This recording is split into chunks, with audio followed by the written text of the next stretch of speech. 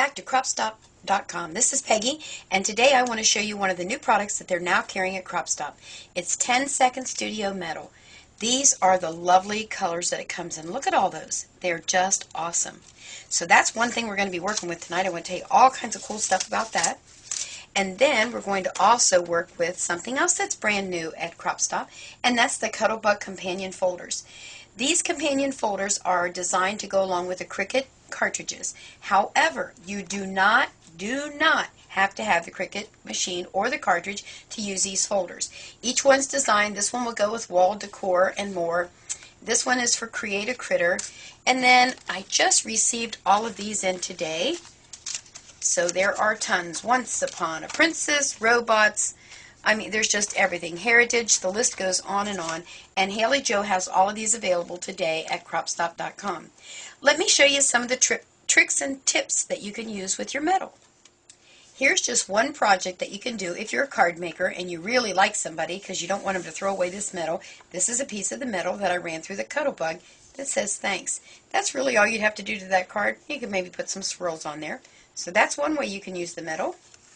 This is the project I did for the video tonight. This is a simple green bean can that I cleaned up, and I embossed the metal, sanded it, which I'm going to show you, and then adhered it to my can. So this will hold all of my really cool tools, like my tonics. This is the pin, oh, what do they call this? You know, it's the piercer. That's the word I'm groping for.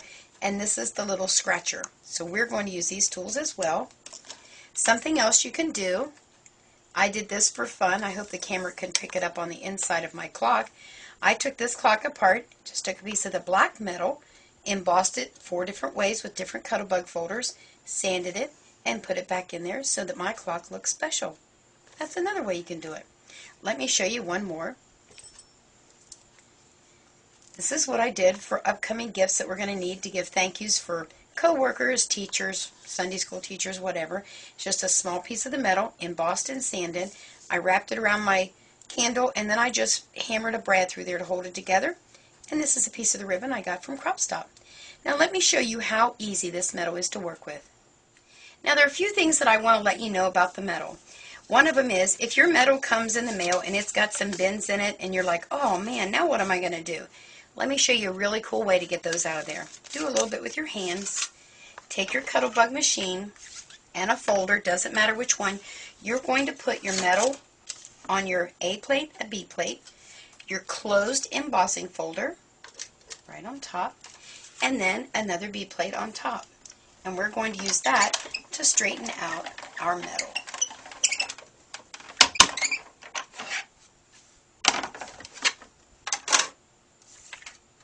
Look at that.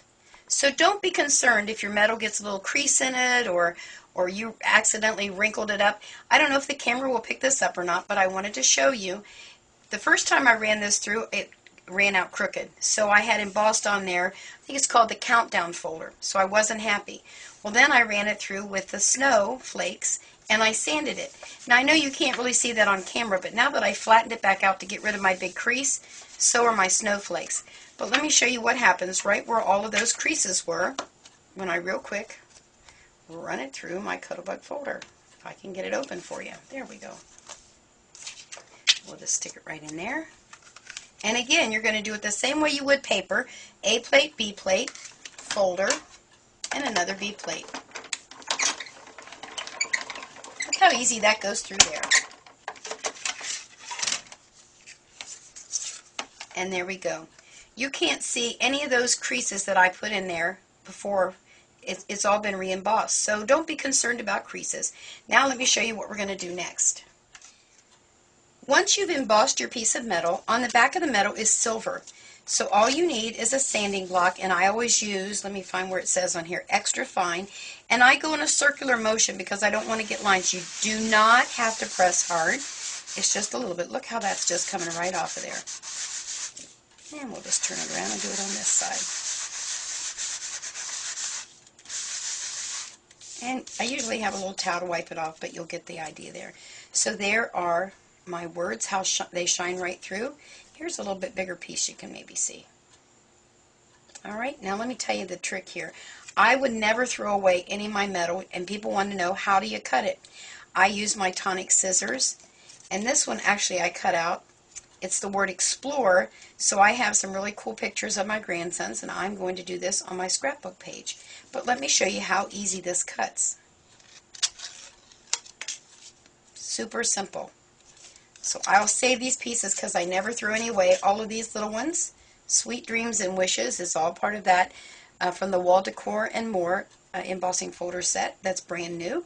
I will use those on a card. And then, let me see if I can grab a piece here.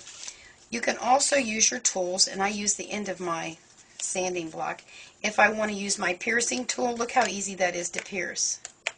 So you can add pierce marks wherever. See if the camera can bring that in so you can see my pierce marks. Maybe you can't. But I've made my little pierce marks. And then also you can use the Tonic's little scratcher, and you can make your own little scratch lines. And I probably would do this along the edges, just like that. So you can do all kinds of cool stuff with your metal. See if I can bring that in for the camera to see. Right along the edge there. Can we see that okay? I don't know. Anyway, it's pretty cool. So those are some things you can do with your tools, and with my tin can, of course, I use it for my holding my tools. Now, you're going to ask me, how on earth do you get that stuff to stick? There is a tape out there called Wonder Tape, which also Crop Stop carries, and all you do is apply it to the back of your metal. And the way you do it is you take the white part off. This is the sticky part that you want on there. So you take the white part off, you lay it on your metal, rub it down, and I always try to go, I don't know if you can see it real well, but I always go a little bit over the edge because I want to make sure I get it all the way to the edge. So I'd rather lose a little bit of tape than for it not to stick. Just trim that right off of there, like so. And I could put that on there, I suppose. Then you just peel that orange part off. Now here's the deal. Once you peel that off there, wherever you stick it, it is going to stay. You cannot remove it. So be sure when you're putting it, say for instance around this can, and I don't want to put it on this can because I already have one, you want to make sure you really line it up and get it right on there like so, and then you just start wrapping it around. And there you go. Maybe I'll make one of these for Steve's office. What do you think those guys would say at work if he had an empty green bean can on his desk? Oh well. Well, that's it for tonight from Crop Stop. And I just want to make sure that you stop over there and get some of this metal. It is going to fly out the door, I'm sure. And please do not forget these Cuttlebug folders. They are awesome. You have a great night. See you soon. Bye.